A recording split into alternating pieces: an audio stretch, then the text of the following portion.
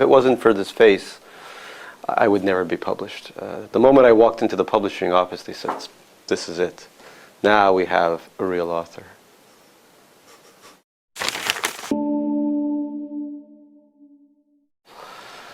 Pessimistic American immigrant, born in Russia in 1972, came to America with nothing. 30 years later, still have nothing. Live in New York. Write books about the collapse of society. Don't know how to drive a car, but I'm learning.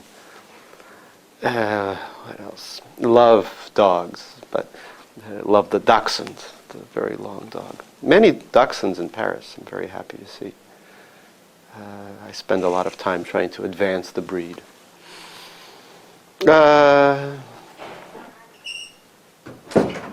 Travel a lot, go back to Russia every year.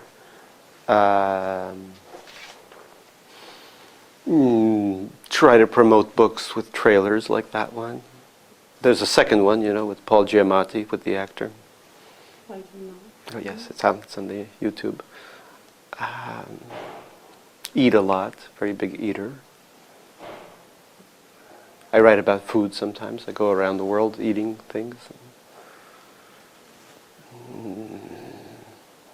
I think that's most of it. In the future, whenever you walk anywhere, you're automatically ranked by everyone around you. So there's something called the fuckability rating. Then there's personality and sustainability, which is how much money you make. And there's the credit rating. I have a very good credit rating, but fuckability is not so great. In the book, the main character tries to stand next to this attractive woman a lot because his fuckability will go up. And I try to do the same. I'm always trying to raise the fuckability. We're always trying to raise the fuckability. I mean, this is the human condition.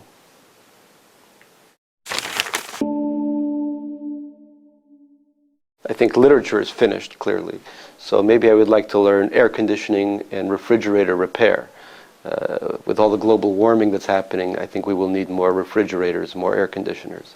So how do you repair one? There's a great school near where I live. It costs only $1,800, and you learn, but there's a toolbox, and you get to keep everything in it when you finish. So this is very exciting. Mediapart. Oh my God. So I press it. Buy, praise, description, excerpt. Oh, there's a heart sign.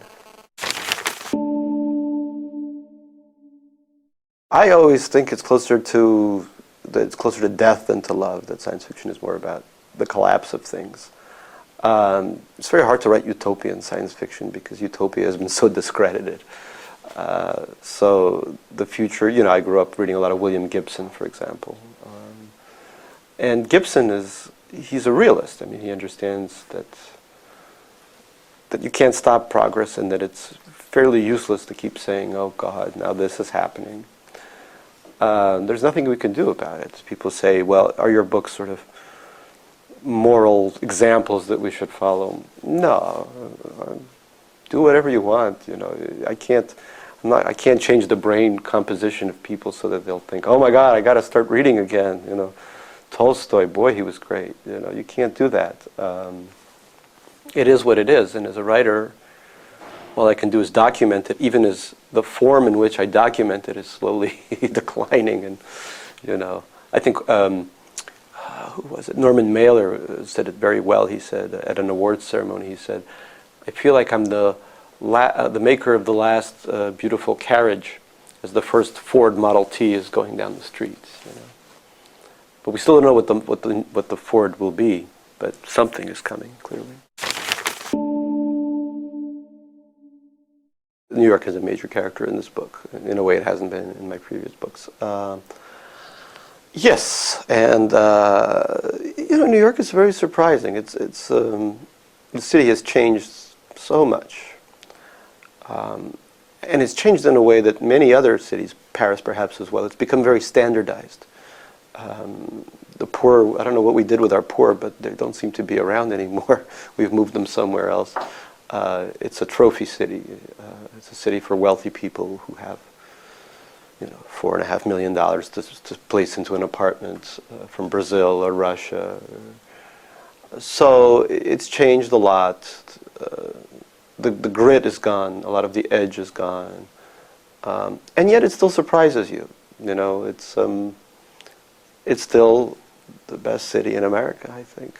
It's still the city where you go to when you want to understand something about more than just the little province that you're from. So it's hard not to love it, even though it works so hard to make itself less lovable and more accessible, more as a kind of parking place for capital. Some people say you're not a writer unless you care what happens to your books. I don't know, I'm not going to be around to have any interaction with it, so it's better, I guess, if people continue to read it, but it's tragic to have to not be there. It would be nice if we could continue to live for a very long time, and many people in America are now trying to, and I thank them in the acknowledgments, they're creating this idea that we will continue to live forever once we are downloaded into the computer. But I don't want to be downloaded. I like to be this strange body. It's fine with me, it gets me from place to place.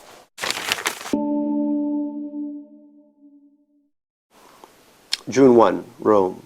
Dearest diary, today I've made a major decision. I am never going to die.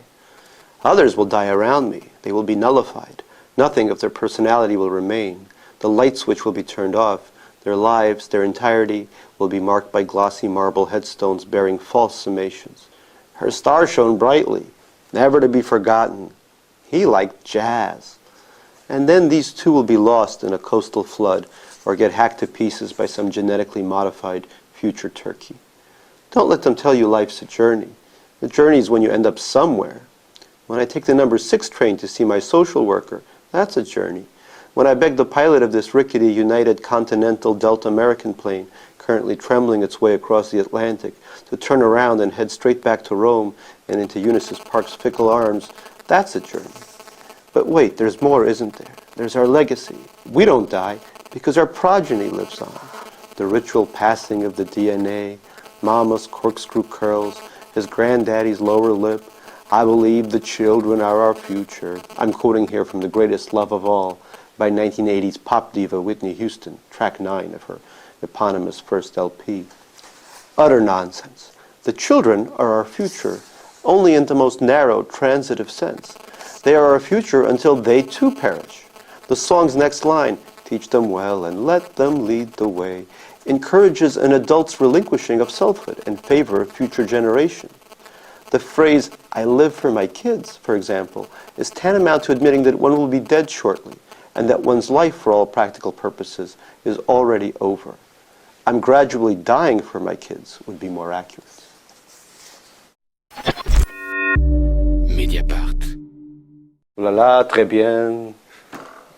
Paris. Yes. Rendezvous. Entre nous, did you say that? Entre nous. Yeah. Yeah, that's it. 7 words. Great. So for America, I'm already considered bilingual.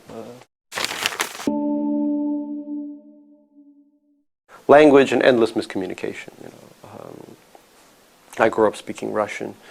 I learned English when I was a child, and that feeling of being in more than one culture and more than one mindset is very important to me, because I think that's how the majority of people will live. America is such a large country that it doesn't. People don't leave it. Only 14% of Americans have a passport to travel abroad. I mean, they can travel to Canada or Mexico, I think, without it, or they used to be able to. Anyway, so we are an insular nation, but I think that writers, can't just live in Brooklyn for the most part. They have to leave it and see what the world has to offer. Language changes all the time. I miss certain words. I miss more. In the book, there's an old woman who uses the word blustery in English, which is a different way of saying cold. but it's a beautiful word, and I almost feel like there should be people are trying to save certain animals from extinction, certain words should be preserved as well. But again, this sounds very nostalgic and sentimental, and language just changes. It's fun to see how it changes, and in this book I make fun of some of the more ridiculous ways of thinking. But also when you're doing an acronym, you're trying to say something fast instead of actually saying the words. And that's the thing, is that the society is moving so quickly that there's no room to actually say the words out loud. And I still read things when I see LOL written, and I think laugh out loud. I spell it out for myself, because I don't want to I enjoy thinking in actual words. And I wonder if people who use all these acronyms enjoy the words any more themselves, or if they're simply, like all the rest of us, working so hard, living in an information society that demands constant input and output, to the point where it's very difficult to actually enjoy what one says or what one reads, for that matter. One thing I find interesting in a lot of the fiction that students write in my school is that they write in a world where people aren't constantly texting each other. They write almost in a world where people still interact primarily. I mean, that's nicer for fiction, but it doesn't reflect the world we live in. I think there's almost a kind of nostalgia on their part for a world where you see a lot of historical fiction being written these days too, and I think again it's because it's capturing this world is still, we're at a difficult stage. How do you write about it? So half this book is emails and text messages and things like that. Japan, which is always ahead of us, has already produced the cell phone novel, which is a novel written entirely as text messages. In fact, that's one of some of their big bestsellers. They've had many, many, many books like this. They're very small. They're about 100 pages. They're all about the same thing: love, boy and girl, and problems, etc.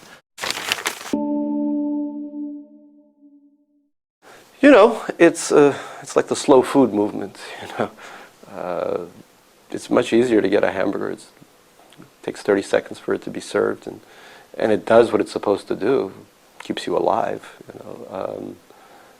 but I don't think it's very enjoyable. But in this book, the few people that don't have the apparat, this constant device that monitors, are the very, very wealthy, because they don't have to live with information all day long. And it feels like that. There are resorts in America, for example, where you pay $1,000 a day and there's no internet. You're completely cut off. People are paying for the privilege of not constantly being on. So here's this technology that's supposed to save our lives and change the world to make it such a better place. And yet, why are people fleeing from it? Why do people have had enough of it? The end of 1984 is actually fairly optimistic. Orwell considers in the appendix to 1984, he thinks, what if, Big Brother, he's saying that maybe Big Brother and Newspeak and all of this was just something that happened and then it went away. I'm not saying that technology should go away, but maybe there will be a movement that people say, I'm not living a good life despite all these gadgets. The movement the magazine that sort of inspired the Occupy Wall Street movement is called Ad Busters, and the idea behind it is not to have ads, not to have Christmas spending, all this stuff, And I always thought it was, it's a Canadian magazine, of course, and I always thought of it as a very small form of resistance, but it grew. It surprised me how quickly it grew. I mean, I don't think it's going to change the policies of America. I don't think it's going to change the government, but I'm surprised that people aren't angrier, that people haven't said, my God, enough of this already. I'm working harder and harder. I'm not making more money. Everything is going to a very small group of people. There's a world oligarchy, I always thought that Russia would become more like America and would develop a middle class, but America's become more like Russia, an oligarchical, corrupt, kleptocratic society. And when do people say, basta? I don't know. Mediapart. I write about themes that are not that funny. But the humor is sort of like it's a way to sneak in the sadness, so that if I was to write, there are many books that deal with terrifying subjects in a very sad way, and I don't like them very much, because to me, I still, maybe I'm old-fashioned, but I still believe that a book should entertain a little bit, that it should make the reader, even as the reader is facing something very terrible, to enjoy the horrible. We're all sinking on a ship, like an Italian cruise liner, but at the same time, the band must play, even as the ship, even as the captain is rowing to shore, and our leadership has been rowing to shore for a very long time, but the band must play on. Lenny is much older. He reads books. His lover is Eunice. She's 24 years old. She just shops online the whole day. She just shops. And the world is falling apart around them, and they're lying in bed. And Lenny tries to read Milan Kundera's Unbearable Lightness of Being to her, and it's not that she's stupid, but the world that she's from, her generation, she just doesn't understand what he's doing. She doesn't understand the words, because the vocabulary that her world lives in is very small, and they're crying because one of them can't communicate to the other, because one just simply can't understand long-form fiction or long-form anything. So this is, and what's interesting is that when I go to colleges, even very good colleges in America, and I speak to the young people who have read this book in their class, and they'll always say, I liked Eunice a lot because I completely understood her, but Lenny, he's so weird. Why does he think all the time? And so I think in terms of the young readership, they really do identify a lot with Eunice. Sometimes when I give a reading, women will come and say, I'm like Eunice too, I love to shop, which I think is cute. The past two books I've written have been about immigrants. Lenny is my first character he's the child of immigrants, but he's born in America. But I think of him as an immigrant because he's an immigrant from the analog generation to the digital generation. And that's exactly how I feel about myself. For the longest times, my identity problems have been about how do I become an American. I don't have those problems anymore. But how do I become a member of the digital society? That's a question I don't know how to solve, even though I have all the apparats and all the iPads, iPhones, whatever. And I even have somebody who helps me deal with them, and Twitter and Facebook and all this stuff. But my heart is still, my soul is still not in this realm, because I don't find pleasure in being fully electronic. The pleasure I get is from the quiet moments. In some ways I even love flying, because that's when I can find myself with a book. And I'm very worried that now they're introducing Wi-Fi into the airplanes, and even that will be the last blow against literature, certainly in America, when people will not have to rely on that time when you're like, oh, I have to read a book because nothing else works.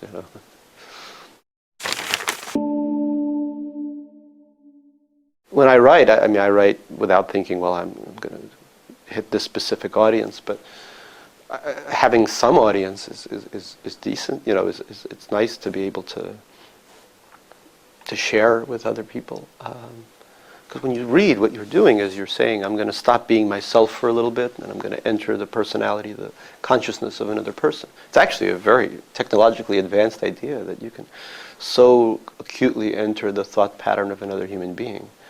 And it encourages a kind of empathy. I think it's also not bad for democracy. And as these things, in America at least, decline, what will the effect be? I don't know. Over the years, people are sitting there with their screens, and I'm thinking, how is this going to work? How will they meet each other? How will they have sex with each other? I mean, that used to be why you would go to a bar, And they're just sitting there going like that. I don't know. It's very strange. But the mind is changing very rapidly, and we're becoming used to short bursts of information. And that makes it very difficult to consume something like this. Everything is changing. I was my birthday last year, a friend of mine is a photographer, and she gave me this beautiful photograph, framed. I was a little drunk, and I'm so used to these tablets, and I picked it up and I started going like this to the photograph. She said, "You idiot! It's just a framed photograph. You can't make it larger by going like that." But the mind changes so quickly, and this will be the biggest generation gap maybe in the history of the world. And I think that's really at the heart of this story: is this dinosaur of a man and the woman who represents the future. Well, when I started writing this book in 2006, I thought, well, what would happen if the banks in America collapsed? What would happen if the automotive industry would collapse? By 2008, it had all happened. So I found myself making things worse and worse because the present doesn't exist. You have to constantly, to write about the present, you have to write about the future. So I made things much worse, to the point where America is just bought out completely by a Norwegian hedge fund in China. By 2012, so many of the predictions in this book, unfortunately, have come true. The Occupy Wall Street movement, the debt crisis, even the jeans in this book. In this book, young women wear completely transparent jeans. 2 months after the publication of the book in America, there was an article in the New York Times about the Paris fashion shows, and they mentioned that there were completely transparent jeans there too. So I feel very scared about the predictive aspects of the book. Mediapart. These are the two editions. This one just came out. This is the French one, which is an iPad. That's very cute. This is the American edition. This was done after we had a focus group with young people to see what young people don't want to read. But we said, what about this? And they said, and they started pressing these buttons trying to turn the book on. They didn't know how to. So he said, no, you have to open it and read it. And they said, oh, we don't want to do that. Well, it's very hard to read a book these days because it's almost like going to a party and you fall in love with somebody across the room, but before you can get to him or her, people keep saying, oh, talk to me, talk to me. This is what being alive is like. And reading 400 pages, I think that anybody who completes a book like this deserves an award, should get a medal from the government saying, I completed a book, because it's very hard. I know professors of literature in America who say, I can't finish a book. I like to read the reviews, but it's too hard to read the entire thing. I don't have time. I'm on Twitter a lot. In America, the people who read books are often the ones who write them. It's a very small community. Poetry is already like that. Poets only write for other poets. And soon we will be writing only for our fellow authors. Why do I do it? I mean, again, this is all I know how to do. I've had jobs before, but I've been fired from every one of them. I'm not a good worker. I'm not a team player. I live in this kind of dream world, Sometimes I pass by in New York and there's these Hasidic Jews are sitting there with their Torahs in their own little world, and I feel like that a little bit, except of course I write something much more risque, but I'm unable to deal with the real world. So I'm forced to write books for a diminishing audience. In America, 80% of readers of fiction are women. So when my publisher heard that the word love was going to be in the title, they said, thank you. So from now on, all my books will be about love. We'll have love in the title. My next book will be called The Loving Lover of Loversville. It will be a book about love. So hopefully we can hit that demographic of women, because men have given up completely. In America, they're too busy shooting things.